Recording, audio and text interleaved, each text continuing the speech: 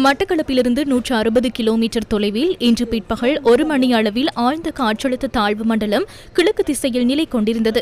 இந்த தாக்கத்தினால் வட மாகாணத்திலும் அனுராதபுரம் திருகோணமலை மாவட்டத்திலும் இடைக்கிடையே மழை அல்லது இடியுடன் கூடிய மழை பெய்யக்கூடும். வடமாகாணத்தின் சில பகுதிகளில் 100 மில்லிமீட்டருக்கு அதிகமான பலத்த மழை பெய்யக்கூடும் எனவும் வளிமண்டலவியல் திணைக்களம் எதிர்ப்பு கூறியுள்ளது.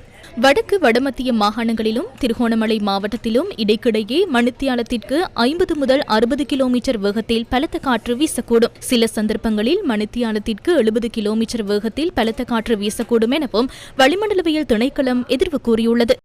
வடமேல் மத்திய ஊவா மேல் மாகாணங்களில் இடைக்கிடையே 40 முதல் 50 கிலோமீட்டர் வேகத்தில் ஓரளவு பலத்த காற்று வீசக்கூடும். இதனிடையே மறு அறிவித்தல் வரை நாட்டை சூழவுள்ள ஆழமற்ற கடற்பகுதிகளில் கடல்சார் நடவடிக்கைகளில் ஈடுபடுவதை தவிர்க்குமாறு அறிவுறுத்தப்பட்டுள்ளது.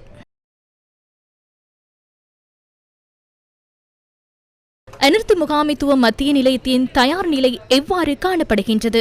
நாயம் லக்ஷண துட்டு வகாம எம பிரதேசவலின் இவத்வீம் இதாமத் வெதகத்தின் மண் சரிவு அறிகுறிகள் தென்பட்டவுடன் உடனடியாக அந்த இடத்திலிருந்து வெளியேறுவது முக்கியமாகும். ஆபத்தான பகுதிகளில் இருப்பவர்களுக்கு பாதுகாப்பான வழிகளை அறிமுகப்படுத்தியுள்ளோம். பாதுகாப்பான இடங்கள் தொடர்பில் அறிவித்திருக்கின்றோம். வெளியேறுவது தொடர்பான ஒத்திகை நடவடிக்கைகள் அனர்த்த முகாமைத்துவ நிலையமூடாக வருடம் முழுவதும் முன்னெடுக்கப்பட்டுள்ளன. அது தொடர்பில் கவனம் செலுத்துவதுடன் இவற்றை நடைமுறையில் செயற்படுத்துவது மிகவும் முக்கியமாகும். ஏனென்றால் பொதுமக்களின் பங்களிப்பு மிகவும் அவசியமாகும். மிக விரைவாக செயற்படுவதன் ஊடாக அனைத்து உயிர்களையும் பாதுகாப்பதற்கான திறன் அனைவருக்கும் ஏற்படும். நேற்று காற்று நிலைமை தொடர்பில் அறிவித்தல் கிடைத்தது. கடற்பிராந்தியங்களில் காற்றுடன் கூடிய அலையின் சீற்றம் அதிகமாக காணப்படும் என அறிக்கை வெளியிடப்பட்டிருந்தது. எனவே இது தொடர்பான அவதானத்துடன் செயற்படுங்கள். நாடளாவிய ரீதியில் கடல் கொந்தளிப்பாக காணப்படக்கூடும். மீனவர்கள் கடலுக்கு செல்வதை தவிர்க்கவும். தீவிர ஜனதாவ முஹுதுயாமின் வலகின்ன நாட்டில் நிலவும் மழையுடனான வானிலையால் மலைப்பாங்கான பகுதிகளில் ஏற்படக்கூடிய திடீர் மாற்றங்கள் தொடர்பில் விசேட கவனம் செலுத்த வேண்டும் என தேசிய கட்டட ஆராய்ச்சி நிர்வாகம் மக்களுக்கு அறிவுறுத்தியுள்ளது.